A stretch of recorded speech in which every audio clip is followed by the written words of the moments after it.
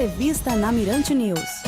Bom, eu recebo agora aqui no estúdio da Mirante News FM 104,1, estúdio Deni Cabral, a Rita de Cássia Mendonça, coordenadora do programa de pós-graduação em meio ambiente do Silma, e Fabrício Brito Silva, que é professor universitário e palestrante. E eles vão conversar aqui com a gente sobre uma programação paralela da COP30 e a Unifamaz do Grupo Silma.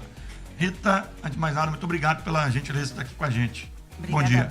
Bom dia, obrigada a vocês pelo convite. É um prazer sempre falar um pouquinho sobre o meio ambiente. Importante. E Fabrício, muito obrigado também, obrigado pela participação e seja bem-vindo. Bom dia. Bom dia, Jorge. Também é um prazer para a gente, especialmente nesse momento em que a gente cedia talvez um dos principais eventos globais em relação ao meio ambiente e sustentabilidade. Primeiro que antes de entrar diretamente no nosso assunto, eu queria ouvir a opinião de vocês sobre exatamente isso. Qual a expectativa de cada um de vocês para a COP30? Se de fato a gente pode sair de lá um pouco mais otimista. A minha expectativa em relação à COP30 é uma expectativa de otimismo, né? Digamos assim. Nós estamos nessa semana com a reunião dos chefes de Estado, começa amanhã e vai até sexta-feira. Existe aí uma perspectiva da gente estabelecer a temperatura em que a gente precisa chegar. Tem os chefes defendendo que a gente vai aumentar 1,5, outros já estão defendendo 2 graus. Eu espero que 1,5 ganhe, né? Estou na torcida. E também espero que a gente tenha, principalmente, perspectivas boas para a nossa sociedade civil, principalmente as populações vulneráveis, né? Também é uma discussão importante que vai ser levantada na COP. Fabrício, teu sentimento é o mesmo, cara? Sim, é o mesmo. Eu estive na COP28 no Egito, né? Uhum. Então, a COP ela tem 2 momentos, né? E são 2 grupos distintos. São 2 circunstâncias distintas. Aquela governamental, onde os países, né, e as organizações mais representativas nacionalmente, elas estabelecem determinados acordos. E tem também um momento empresarial e da sociedade civil organizada. Então, são momentos que têm pesos distintos e pesos iguais, inclusive. Assim, a nossa expectativa é que aconteça muito financiamento para projetos ambientais e essa é o nosso objetivo, inclusive, também lá. Aqui a gente vai ter, né, um workshop Saúde, Meio Ambiente e Sustentabilidade, paralelo à COP30. O que vem a ser esse workshop e qual o objetivo, Rita? O workshop, ele é um evento paralelo ao COP30, que vai acontecer na Universidade de Famais, lá em Belém, que é uma universidade do Grupo Silma, juntamente com a Universidade de Claremont, na Califórnia, e a UFOPA, né, que é a Universidade Federal do Oeste do Pará. É um evento onde vai se discutir exatamente isso que está se dizendo, meio ambiente e saúde, né? O que é que os impactos do meio ambiente estão ocasionando na saúde hoje, né? Que são pesquisas realizadas no programa de pós-graduação em meio ambiente, nível mestrado e doutorado, juntamente com outros pesquisadores em nível mundial, porque nós vamos ter outros pesquisadores remotamente também participando do evento. E a ideia, Fabrício, é relacionar o workshop com a COP30, né? Isso.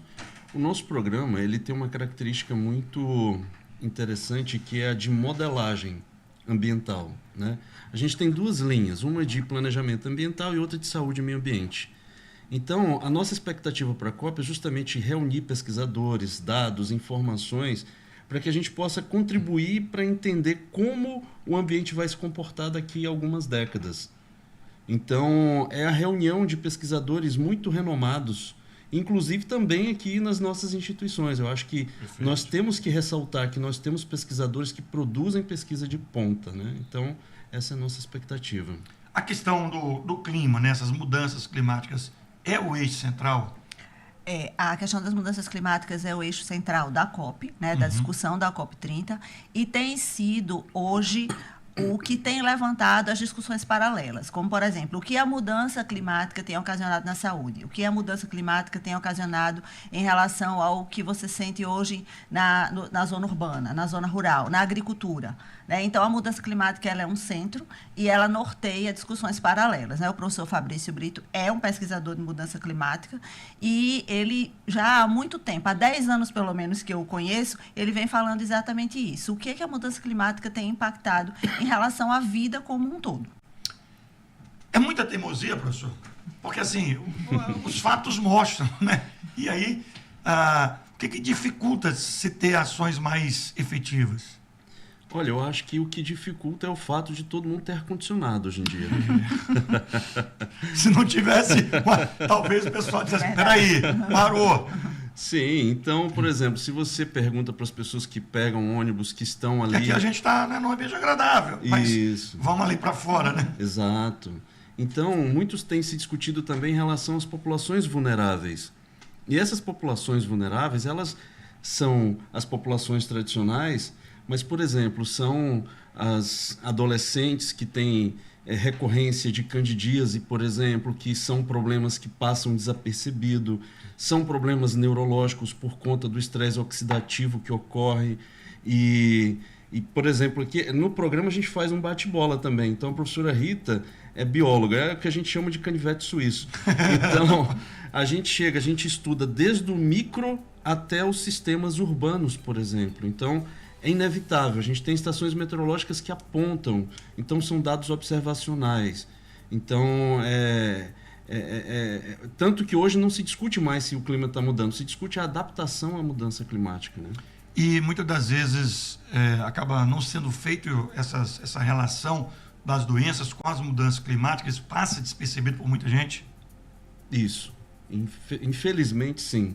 Justamente porque o clima é algo que a gente pode se adaptar aqui no dia a dia. Então, a gente está num ambiente... Agora, a gente sente nesse choque de temperatura, por exemplo, nas mudanças de estações que promovem aí muitas doenças respiratórias. É aquilo que a gente chama sazonal, né? Isso. Então, aí é que a gente sente com mais impacto. Agora, professora Rita, quem participa do workshop, quem pode participar, como é que vai funcionar lá? O workshop ele vai ser aberto ao público, vai ser transmitido no canal do YouTube da Universidade de FAMAS.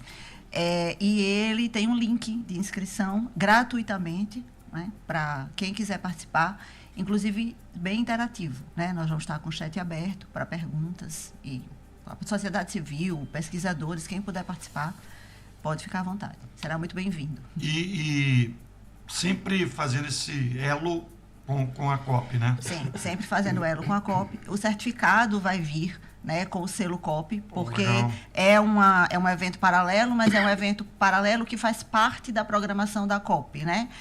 Embora não seja fisicamente no pavilhão. Mas é um evento que está discutindo o que a COP preconiza hoje, que é o que as mudanças climáticas têm feito com a gente. E eu queria que você falasse para a gente como é que tem funcionado o curso, assim, o programa, né, de pós-graduação de meio ambiente no seu. Como é que tem funcionado? Se vocês já conseguiram visualizar algum benefício na prática, né? Se tem tido o alcance que vocês esperavam? Sim, nós somos um programa que estamos aí entrando na adolescência, né? Nós estamos na 10ª turma, vamos fazer 10 anos. Tá de fralda, né? Tá de fralda. A gente está entrando na adolescência.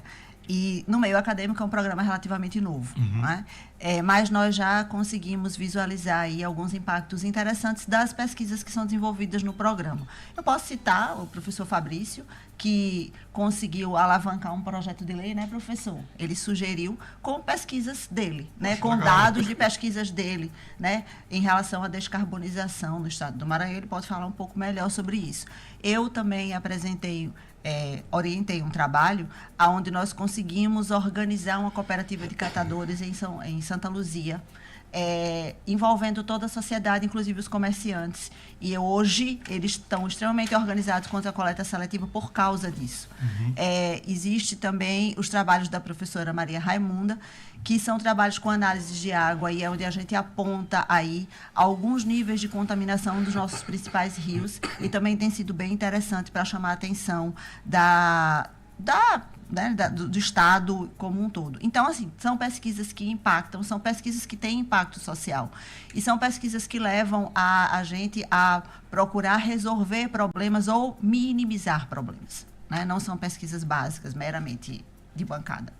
Tem aumentado a procura, ou pelo menos o interesse das pessoas em, pelo menos, discutir o meio ambiente? Sim. Como nós somos um curso muito multidisciplinar, qualquer profissional pode fazer o seletivo, né? Então, nós temos os 2 níveis, mestrado e doutorado. Uma coisa que é bastante interessante e importante é que os nossos mestrandos saem e voltam para fazer o doutorado. Então, eles gostam do programa. E o que nós temos percebido é o encantamento desse público, exatamente por essa interface, né? Eles acham que o meio ambiente não tem nada a ver com saúde. Chega lá no programa, eles descobrem que o meio ambiente tem tudo a ver com saúde. Né, tem tudo a ver com um ambiente onde a gente vive não só um ambiente externo, mas um ambiente interno. E entre outras coisas. Então, essa discussão muito interdisciplinar, ela tem trazido um público interessante. Nós temos aí turmas em torno de 25 alunos, né? São turmas grandes. Hoje nós estamos com uma turma de 38, né? Porque são 2 turmas de doutorado funcionando juntas e uma de mestrado. Então, para uma pós-graduação, é uma turma bem grande. Bem robusta. Bem robusta. Agora, professor Fabrício, o senhor participou, falava ainda há pouco para a gente da COP28. Claro que é um sentimento diferente, porque está aqui próximo da gente, está no Brasil, está aqui numa cidade, num estado vizinho que é o Pará. Mas o senhor também tem percebido esse aumento da questão da procura de se discutir mais o meio ambiente, se ouvir mais, de entender que é um problema que está aí e que vai cedo ou tarde, quanto mais cedo for enfrentado, melhor? Jorge, essa questão que você levanta, ela é muito importante. Inclusive, assim, nosso programa ele é um adolescente, mas é um adolescente superdotado. Porque nós né, alcançamos o doutorado no nosso primeiro ciclo de avaliação. Isso demonstra a qualidade da pesquisa que a gente tem desenvolvido. E o impacto talvez maior tem sido, a gente observa, por exemplo, as organizações que avaliam a pós-graduação, elas avaliam o impacto que a gente causa na sociedade. Isso é determinante. E um dos maiores impactos que a gente observa é o aumento salarial dos alunos que fazem o programa. Então, isso é uma questão importante. Então, o que a gente tem promovido e o que essas organizações avaliam é que antes o salário era X e depois do programa o salário foi para 2X. Isso vai ao encontro da sua pergunta, porque isso demonstra que, além do interesse, é a busca pelo recurso humano capacitado para identificar essas relações. Então, por exemplo, na saúde pública, então tem muitos problemas que muitas vezes são resolvidos com paliativos e a gente só agrava a situação. Então, ter profissionais que identifiquem esses problemas antes que eles ocorram e na medida que ocorram, por exemplo, a gestão de crises, por exemplo, para enchentes, para ondas de calor, para eventos como ocorreu, por exemplo, em Brumadinho, esses desastres naturais, exigem profissionais muito qualificados. E os nossos profissionais que a gente forma hoje no programa, Jorge, eles estão não só no Maranhão, mas eles estão posicionados no Brasil, em outros estados e também no exterior, mas não só na pesquisa, não. No exterior, atuando como gestor mesmo. Então, uma das coisas que o mestrado, apesar de ser acadêmico, ele dá e tem mostrado isso, assim como o doutorado, é a ascensão desses profissionais para cargos de gestão, o que mostra uma busca do mercado por esse tipo de profissional, né? Queria que você falasse um pouquinho já. A professora Rita pediu, né, do projeto de descarbonização, como é que foi apresentado, como é que tem funcionado. Pois eu atuo também no âmbito, né, da Secretaria de Desenvolvimento Econômico e Programas Estratégicos, lá com o nosso secretário Zé Reinaldo. E quando nós entramos, foi uma determinação dele, esse olhar científico para tudo o que relaciona desenvolvimento econômico no Estado. Então, uma das preocupações dele foi fazer com que a gente tivesse essa oportunidade, né, justamente de atuar num setor que é, por exemplo, o crédito de carbono, que é um setor que envolve muitos recursos, mas pela oportunidade justamente de descarbonização da economia. Então, por isso, nós lançamos aí o Plano Estadual de Descarbonização da Economia, né? Estamos construindo ele com as empresas e é o que a gente percebe, a busca das empresas por soluções sustentáveis para diminuir sua pegada de carbono. Então, grandes e médias empresas estão assim envolvidas de forma muito visceral nesse processo. Agora, assim, professor, essa questão do progresso, essa relação progresso e meio ambiente, ainda é um grande desafio? Sim, ainda é um grande desafio. Mesmo com as tecnologias, a gente ainda tem muito ainda por fazer. Isso. A sociedade ela vai se movendo, vamos dizer assim, também como uma criança que tem que ser motivada, né? E nos momentos de crise, essa criança ela vai crescendo. Então, por exemplo, a pandemia trouxe um grande desenvolvimento tecnológico, por exemplo, né? Então, o que a gente percebe é isso, é que o desenvolvimento ele vem sendo alavancado por desafios. Mesmo aí a inteligência artificial, a gente percebe que o encontro da tecnologia com os recursos naturais, com a exploração dos recursos naturais, promove grandes paradoxos. Então, por exemplo, a gente está discutindo a Amazônia, mas é talvez uma das regiões do país com menor índice de desenvolvimento humano. O Bill Gates lançou um livro agora em que ele não coloca mais as mudanças climáticas como ameaça, mas ele coloca o desenvolvimento humano e principalmente o desenvolvimento infantil. Então a questão passa a ser o quanto a educação contribui para a redução da emissão de carbono. Então nós estamos pouco a pouco mudando essa chave, né? E nos voltando para o desenvolvimento humano como talvez o principal, vamos dizer assim, motivador, né? Inclusive o secretário José Reinaldo lançou agora, escreveu um artigo sobre isso muito interessante, que ele fala no desenvolvimento humano, não necessariamente econômico, mas também, mas no desenvolvimento humano como grande vetor, né? Para o bem-estar da sociedade. Pois é, me veio uma pergunta aqui à cabeça. Diante dessas situações, eu tenho estudado muito isso. Quando é apresentada uma solução melhor, menos poluente, que não agride tanto o meio ambiente, há uma boa aceitação ou ainda tem muita gente teimosa, não quero investir nisso, é um problema meu, daqui a 10 anos eu já morri mesmo, que quem vai ficar que fique, ou essa mentalidade está mudando? Está mudando.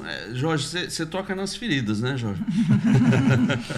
Porque não adianta a inovação, ela só é inovação se ela é incorporada na sociedade. Não adianta a pessoa inventar algo que, por melhor que seja, não tem viabilidade econômica.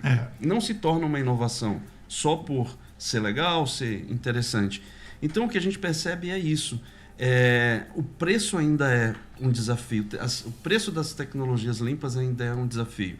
O que a gente vê é que quando a gente compara os impactos, esse preço se paga.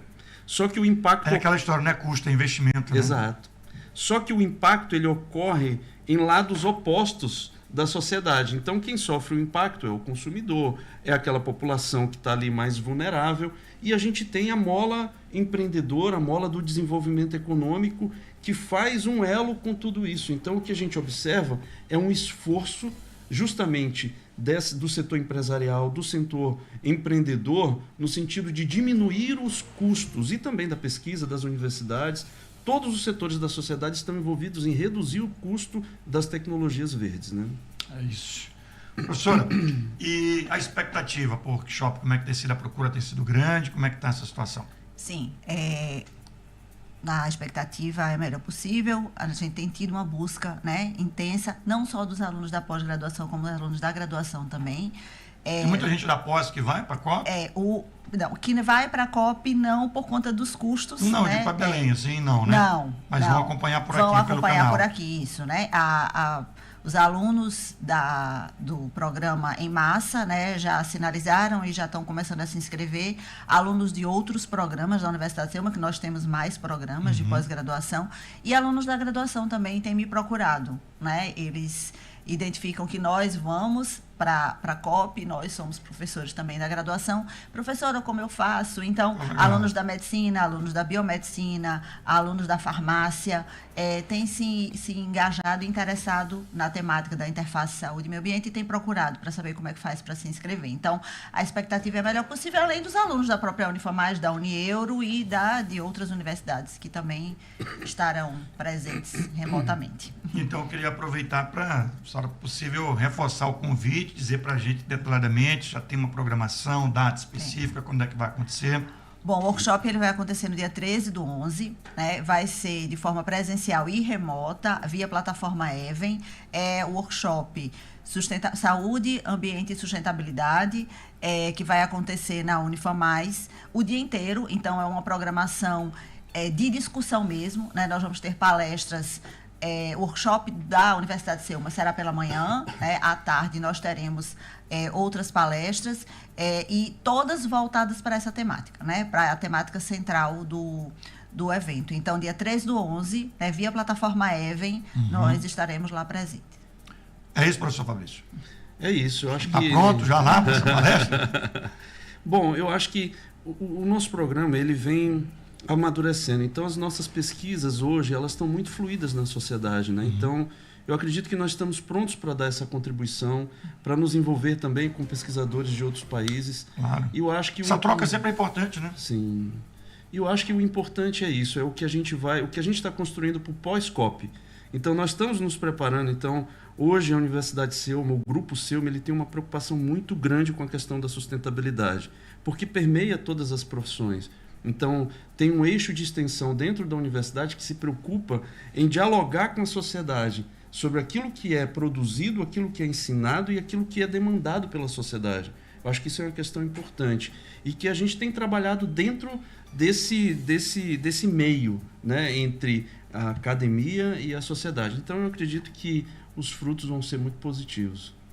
É isso. Professora Rita de Cássia Mendonça, queria lhe agradecer por ter vindo aqui conversar com a gente, desejar boa sorte, sucesso no workshop e que a gente possa, né, quando falar mais uma vez de meio ambiente, já falar em uma perspectiva sempre cada vez melhor. Obrigada a você, Jorge, por nos receber e estamos lá esperando vocês lá na COP30. É isso. Professor Fabrício Brito, muito obrigado pela gentileza de ter vindo aqui, sucesso lá também, que a gente possa, né, cada vez mais, a luta é árdua, mas a gente vai vencendo, tem que só, se possível, dar uma acelerada para o mundo e o país agradecer, né? A gente que agradece, Jorge, parabéns pelo seu programa, parabéns pela forma como você conduz, porque eu acho que essas são as questões centrais da sociedade. Obrigado. É isso, temos sempre que estar discutindo os assuntos que importam de fato para a gente. São 10 horas e mais 28 minutos na capital do Maranhão. Ponto final.